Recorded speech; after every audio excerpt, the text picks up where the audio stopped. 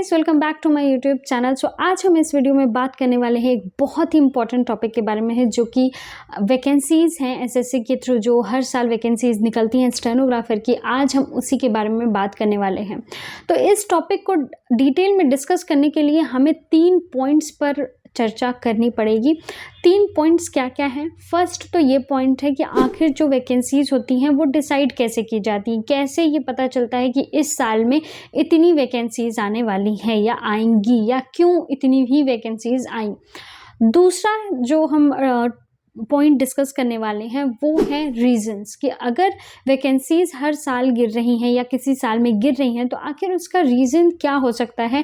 Possible reason के बारे में हम बात करेंगे। और तीसरे लास्ट पॉइंट में हम डिस्कस करने वाले हैं इसके कंक्लूजन के बारे में। तो आइए वीडियो शुरू करते हैं। फर्स्ट जो पॉइंट है वो ये है कि कैसे डिसाइड होता है, तो इसको मैं आपको समझाने की कोशिश करती हूँ। बिल्कुल इनसाइडर व्यू में इसमें आपको देने वाली हूँ। देखो क्या होता है कि हर ऑफिस का एक डिस्पोजिशन लिस्ट मेंटेन किया जाता है, जो कि हर महीने अपडेट होता रहता है। हर महीने उसको अपडेट करना पड़ता है। स्टैब्लिशमेंट सेक्शन वाले इसको मेंटेन करते हैं और हमेशा अपडेट करते रहते हैं, एकदम अपडेटेड रहता है हर मंथ। ये क्यों इतना ज़रूरी है? एक्चुअली इसमें बहुत सारा इन्फो होता है, बहुत सारा मतलब सब कुछ इन्फो होता है। जितने भी आपके ऑफिस में लोग काम कर रहे हैं उनका सारा डेटा उसमें होता है, कि उन्होंने कब ज्वाइन किया ये डिपार्टमेंट, मतलब ये जो आपका ऑफिस है, और उनका डेट ऑफ बर्थ क्या है, और बहुत सारा इन्फो में होता है। बट उससे हमें कोई मतलब नहीं है। इसमें 3 इन्फॉर्मेशन है जो कि हमारे काम की हो सकती हैं। वो 3 इन्फो क्या है? फर्स्ट जो है वो है सैंक्शन स्ट्रेंथ, किसी एक पर्टिकुलर पोस्ट की या कैडर की सैंक्शन स्ट्रेंथ क्या है आपके पर्टिकुलर ऑफिस में। सैंक्शन स्ट्रेंथ क्या होता है कि उस ऑफिस में, क्योंकि हम स्टेनोग्राफर के बारे में बात कर रहे हैं तो हम उसको क्लियरली समझते हैं कि आपके इस पर्टिकुलर ऑफिस में स्टेनोग्राफर ग्रेड 2 के कितने बंदे होने चाहिए, स्टेनोग्राफर ग्रेड 1 के कितने बंदे होने चाहिए। इस चीज़ को कहते हैं सैंक्शनड स्ट्रेंथ। ओके, उसके बाद एक जो दूसरा इम्पॉर्टेंट इन्फो आता है वो है वर्किंग स्ट्रेंथ की। मान लीजिए कि आपके जो स्टेनो है, मतलब जो आपका ऑफिस है उसमें स्टेनोज की कुछ संख्या होनी चाहिए, जो कि सैंक्शन स्ट्रेंथ था। उसको मान लेते हैं कि ग्रेड 1 आपको चाहिए 3 स्टेनोज और ग्रेड 2 चाहिए आपको 2 स्टेनोज। लेकिन अभी आपके ऑफिस में ग्रेड 1 पे 2 स्टेनोज काम कर रहे हैं और ग्रेड 1 पे 1 स्टेनो काम कर रहा है। ये हो गई वर्किंग स्ट्रेंथ, मतलब अभी 2 काम कर रहा है ग्रेड 1 पे और 1 काम कर रहा है ग्रेड 2 पे। ये हो गई वर्किंग स्ट्रेंथ। अब सैंक्शन स्ट्रेंथ में से जब हम वर्किंग स्ट्रेंथ को हटा देते हैं तब हमारा आ जाता है वैकेंसी, वैकेंट जो पोस्ट है। तो ऐसे पता चलता है कि ग्रेड 1 का इस पर्टिकुलर ऑफिस में ग्रेड 1 का 1 स्टेनो चाहिए और ग्रेड 2 का भी 1 स्टेनो चाहिए। तो यहाँ पे वैकेंसीज हो गई 2, एक ग्रेड 1 एक ग्रेड 2 की। ये है एकदम सिंपल चीज़ ये बताने के लिए कि कितनी वैकेंसीज एक पर्टिकुलर छोटे से ऑफिस में चाहिए। ओके, ऐसे कई सारे ऑफिसेज हैं और वो सारे ऑफिसेज एक जोन के अंदर आते हैं, और ऐसे कई सारे जोन हैं जो कि एक डिपार्टमेंट के अंदर आते हैं, और फिर ऐसे कई सारे डिपार्टमेंट और मिनिस्ट्रीज हैं जो कि इंडिया के अंदर आते हैं, जिनका इन टोटल वैकेंसीज निकाला जाता है एसएससी के थ्रू, जो कि एग्ज़ाम कराएगी। तो अब क्या होता है कि जैसे मान लीजिए मेरा एक छोटा सा ऑफिस है, उसमें ये डिस्पोजिशन लिस्ट बन गई और उसकी जो भी इंफॉर्मेशन थी, ये जो 3 मैंने इंपॉर्टेंट बताई, ये भेज दी गई। ये कहाँ भेजी जाती है? हर डिपार्टमेंट के हर ऑफिस का हर जो जोन होता है उसमें एक सीसीए होता है, जिसको कैडर कंट्रोलिंग अथॉरिटी बोला जाता है। अब ये सारा इन्फो उनके पास जाता है। वो सारे जो जोन हैं उनमें जितने भी उस डिपार्टमेंट के ऑफिसेज हैं सबका डेटा इकट्ठा करते हैं, उसको कंपाइल करते हैं और वो भेज देते हैं इसको हमारे डिपार्टमेंट के बोर्ड के पास। बोर्ड के पास भेज सकते हैं या फिर वो डीजीएचआरडी को भेज सकते हैं, या फिर अगर उन्होंने बोर्ड को भेजा है तो वो डीजीएचआरडी को भेजेंगे। जाएंगे, क्योंकि आपको पता है कि फाइनल जो पोस्टिंग और ट्रांसफ़र और ये सब काम होता है वो डीजीएचआरडी का ही होता है। तो वहाँ तक ये इन्फॉर्मेशन पहुँच जाती है। ये सिर्फ़ एक ऑफ़िस का मैं बता रही हूँ, ऐसे सारे डिपार्टमेंट के लोग हर महीने ये मेंटेन करते रहते हैं और डीजीएचआरडी के पास ये इन्फॉर्मेशन हमेशा जाता रहता है। अब यहीं पे एक कैच है, आप ये सोचोगे कि जब हमने बता दिया कि मतलब आपने बता दिया कि भई इस ऑफ़िस में इतने लोग काम करने चाहिए और इतने लोग काम कर रहे हैं, तो इतनी सीट खाली है, वो हमने बता दिया। तो हमेशा वैकेंसीज़ उतनी देकर वो पूरी सीट हर साल भर क्यों नहीं लेते हैं? हमेशा आपको ये सुनने को क्यों मिलता है कि बहुत सारे ऐसे डिपार्टमेंट्स हैं, बहुत सारे ऐसे ऑफ़िसेज़ हैं, ऑलमोस्ट सभी ऑफ़िस जो अंडर स्टाफ़ काम करते रहते हैं। हर साल वैकेंसीज़ निकलती रहती है, उसके बाद भी अंडर स्टाफ़ काम क्यों करते रहते हैं? इनमें स्टाफ़्स की कमी हमेशा क्यों रहती है? तो यहीं पे एक कैच है कि आप जितना भी इन्फॉर्मेशन डीजीएचआरडी को भेजते हैं कि भाई आपके डिपार्टमेंट से इस ज़ोन से इतना वैकेंसीज़ चाहिए, मान लीजिए मैं बैंगलोर में काम करती हूँ, इसलिए मैं बैंगलोर का एग्ज़ाम्पल ले रही हूँ कि बैंगलोर ज़ोन के जीएसटी ऑफ़िस, जीएसटी और कस्टम सीबीआईसी से चला गया कि हमें तो 40 चाहिए स्टेनोज़, 20 चाहिए ग्रेड 1 के, 20 चाहिए ग्रेड 2 के। लेकिन वो 40 के 40 भेज देंगे, ऐसा नहीं होता है। यहीं पे एक कैच है। डीजीएचआरडी यहाँ पे डिसाइड करता है ऑब्वियसली सरकार के साथ कि आपको कितनी वैकेंसीज़ इस बार दी जाएँगी, कितने आपको बच्चे इस बार दिए जाएँगे जो कि स्टेनोग्राफ़र पोस्ट पे अपॉइंट किए जाएँगे। अब यहीं से हमारा दूसरा टॉपिक शुरू हो जाता है रीज़न्स कि आखिर ये जो वैकेंसीज़ दी गई हैं जो हमें चाहिए उसको ऑल्टर करने का रीज़न क्या-क्या हो सकता है कि हमेशा डीजीएचआरडी इसको कम करके ही क्यों एसएससी को देती है कि आप इतनी ही वैकेंसीज़ निकालो, ऐसा क्यों होता है? आइए डिस्कस करते हैं। जो सबसे पहला रीज़न होता है, जो सबसे इम्पोर्टेंट रीज़न है वो है बजट। हर साल आपने देखा होगा कि हर साल फ़रवरी में बजट डिस्ट्रीब्यूट होता है हर काम के लिए, सरकार या फिर देश कैसे चलेगा उसके लिए बजट डिस्ट्रीब्यूट होता है सभी को। तो उसमें सरकार के लिए सरकारी जो नौकर होते हैं उनके लिए भी एक बजट डिसाइड किया जाता है हर साल। वो इस साल यानी 2024-25 में जो बजट हमें दिया गया है वो है 48.21 लाख करोड़। ये सुन के तो आपको बहुत अच्छा लग रहा होगा कि भाई बहुत बड़ा नंबर है, लेकिन ऐसा कुछ नहीं है। इसमें ये जो पूरा पैसा है, इसी में आपकी सैलरी, पेंशन, बेनिफिट्स, अलाउंसेस ये सब कुछ है और इसके साथ ही सरकारी इंफ्रास्ट्रक्चर भी है। यानी कि अगर मान लीजिए कि मेरा ऑफ़िस में कुछ तोड़-फोड़ होती है या फिर मुझे एक दूसरा ऑफ़िस बनवाने की ज़रूरत है, तो उसका भी पैसा यही है।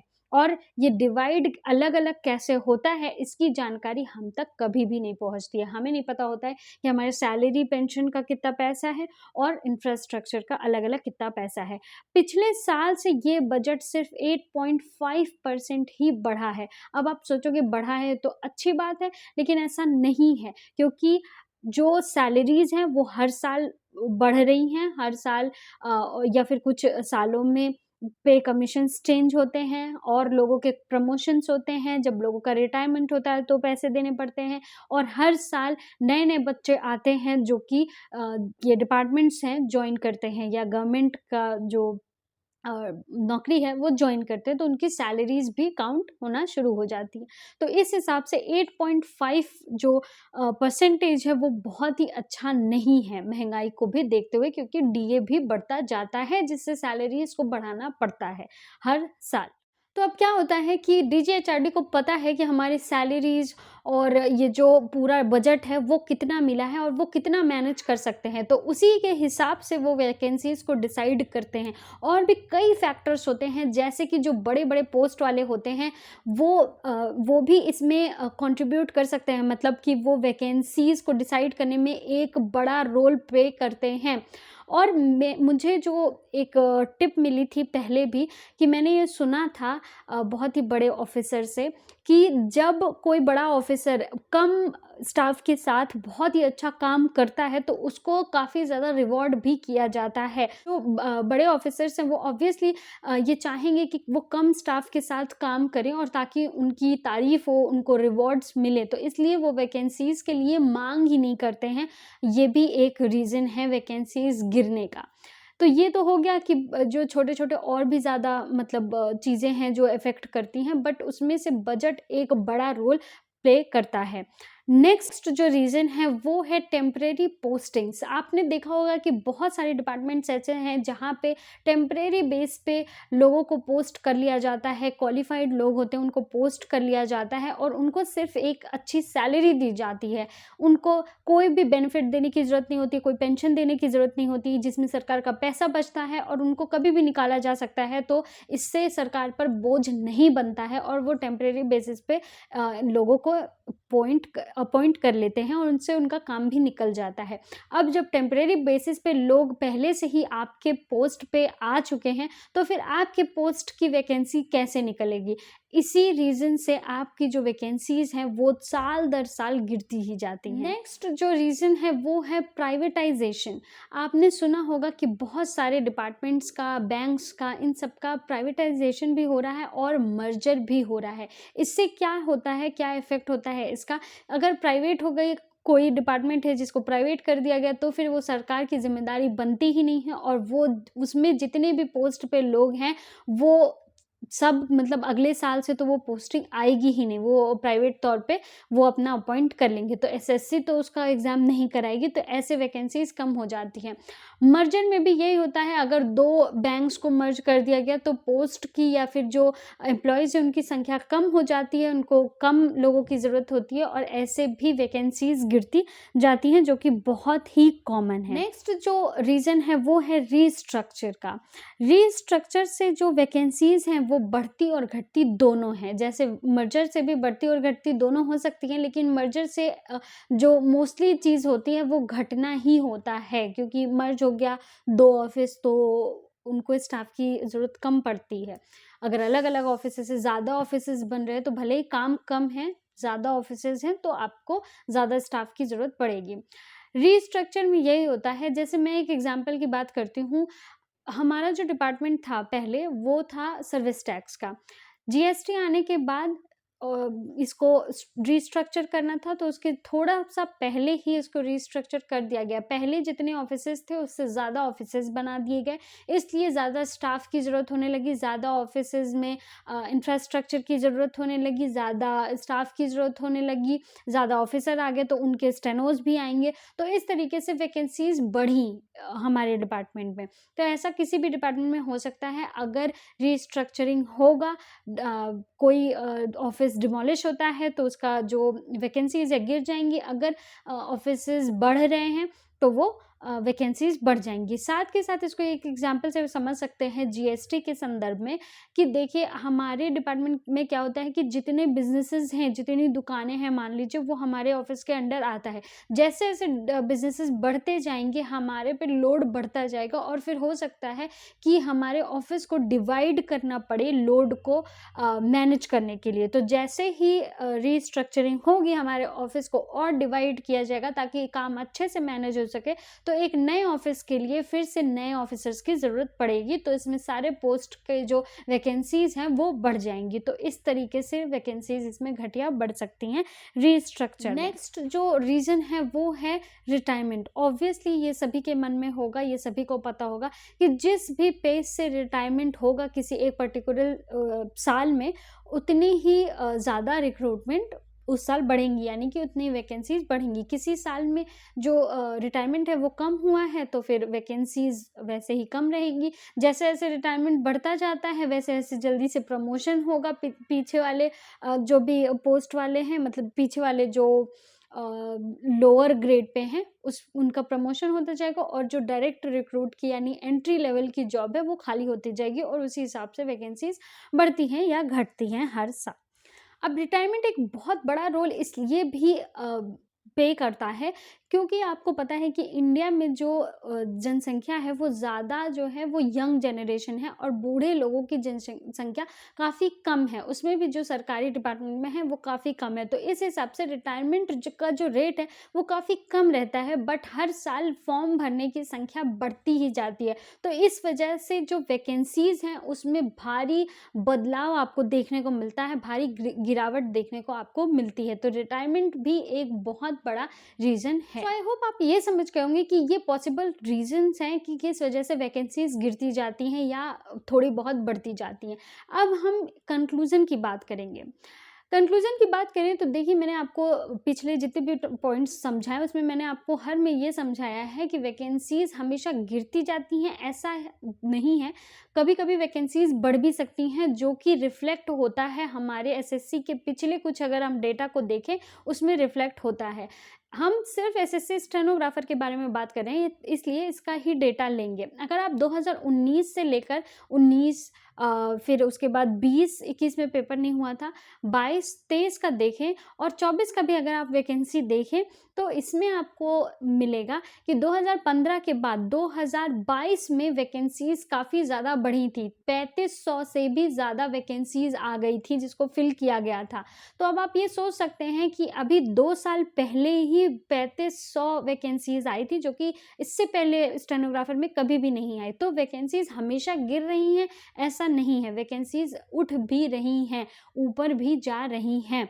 और 2023 में कुछ 1200 ऐसे वैकेंसीज थी, लेकिन 2024 में फिर से आपको 2006 वैकेंसीज मिली, जो कि बढ़ भी सकती हैं। तो ये वैकेंसीज बढ़ती घटती जाती हैं। मैंने आपको रीज़न समझा दिया कि ऐसा क्यों होता है। तो ऐसा नहीं है कि लगातार आपको सिर्फ गिरावट ही देखने को मिल रही है, खासकर स्टेनोग्राफर की पोस्ट के लिए, क्योंकि जो एसएससी है स्टेनोग्राफर पोस्ट का अलग से एग्ज़ाम कराती है, तो इसका डेटा जुटाना भी आसान है और इसका गिरावट या फिर जो बढ़ोतरी है वो देखना भी काफ़ी आसान है।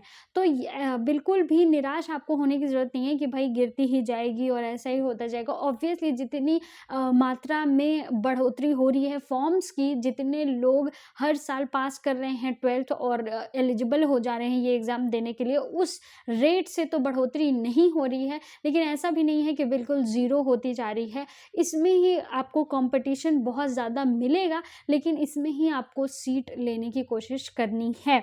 तो आई होप कि आगे वैकेंसीज बढ़ें, डिपार्टमेंट्स जो हैं वो प्राइवेटाइजेशन की ओर नहीं ना जाएं, रिटायरमेंट अच्छे से होते रहें और प्रमोशंस अच्छे से होते रहें, जिससे जो एंट्री लेवल जॉब्स हैं वो खाली होती जाएंगी और उसके लिए उसकी वजह से वैकेंसीज बढ़ती जाएंगी। इसके साथ ही अगर वो जो गवर्नमेंट है वो अच्छा खासा बजट हमें अलॉट करे, तो फिर सैलरी देने की जो स्ट्रेंथ है वो सरकार की बढ़ जाएगी और इससे भी रिक्रूटमेंट में जो बढ़ोतरी है वो हो सकती है, वैकेंसीज में बढ़ोतरी हो सकती है। तो आई होप ये पूरा पॉइंट आपको समझ में आया होगा और आपको अच्छा लगा होगा। ऐसे ही कई सारे जो इन्फॉर्मेटिव वीडियोस हैं वो मैं लाने वाली हूँ, और स्टेनोग्राफर की वैकेंसी का या पोस्ट का क्या फ्यूचर होने वाला है इस बारे में भी हम अगले किसी वीडियो में बात करेंगे। आपको कौन से टॉपिक पे वीडियो चाहिए वो आप कमेंट कर सकते हैं। ये वीडियो अच्छा लगा तो आप लाइक कीजिए और सब्सक्राइब तो पक्का कर लीजिए, क्योंकि ऐसे बहुत सारी इन्फॉर्मेशन आपके लिए आने वाली हैं।